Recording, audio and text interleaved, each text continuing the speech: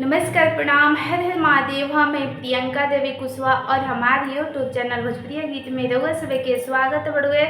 रउआ सभे के बीच में बहुत प्यारा सा बहुत सुंदर सा देवी पचरा गीत हम लेके भजन आ गई बनी।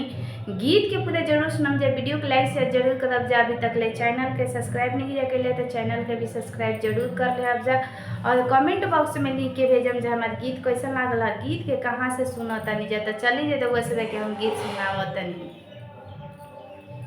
नौ दीना खातिर मैया आइली भावनवा हो सुहावन लागे ना। नौ दीना खातिर मैया आइली भावनवा हो सुहावन लागे ना। हमरो घरवा आंगनवा हो सुहावन लागे ना। हमरो घरवा आंगनवा हो सुहावन लागे ना। के नेहवा रे माई के रे साजावे हो के दबावे ना। के नेहवा रे माई के रे साजावे हो के दबावे ना। माई के कोमल चरनिया हो के दबावे ना।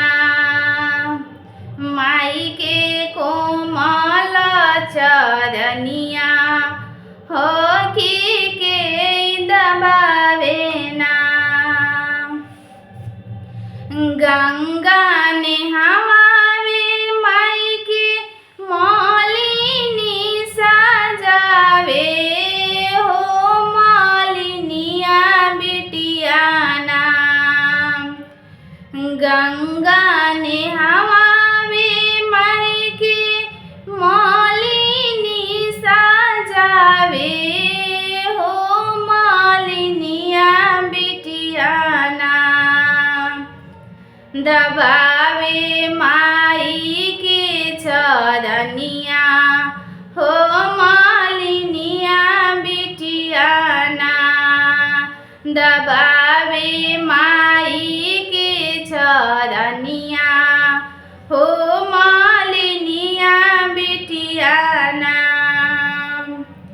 के ले आवे माई के लाले रंग चुनरिया हो के ले आवे ना।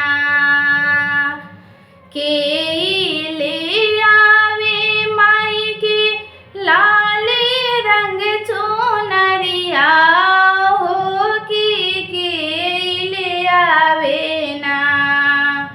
मैया के पाँव पाए जनिया हो के ले आवे ना। मैया के पाँवे पाए जनिया हो के ले आवे ना।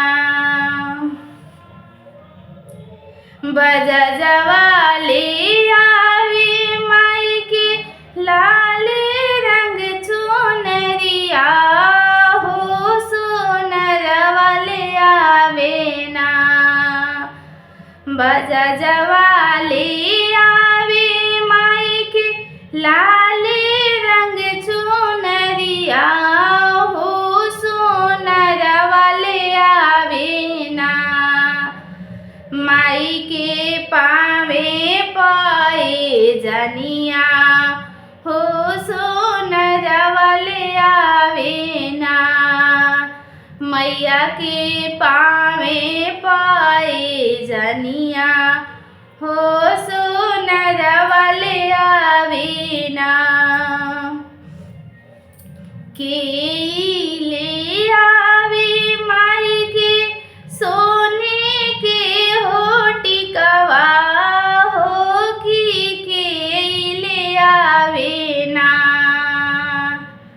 के ले आवे माई के सोने के रेटिकवा हो के ले आवे ना माई के लाले रंगा सिंदूरा हो के ले आवे ना माई के लाले रंग सिंदूरा हो के ले आवे ना सोनरा ले आवे माई के सोने के रेटिकवा हो के मन हरिया ले आवे ना सोनरा ले आवे माई के सोने के रेटिकवा हो मन हरिया ले आवे ना माई के लाल रंग सिंदूरा हो मन हरिया ले आवे ना माई के लाले रंग सिंदूरा हो मन हरिया ले आवे ना नदी ना खातिर मैया आइली भावनवा हो सुहावन लागे ना हमरो घरवा आंगनवा हो सुहावन लागे ना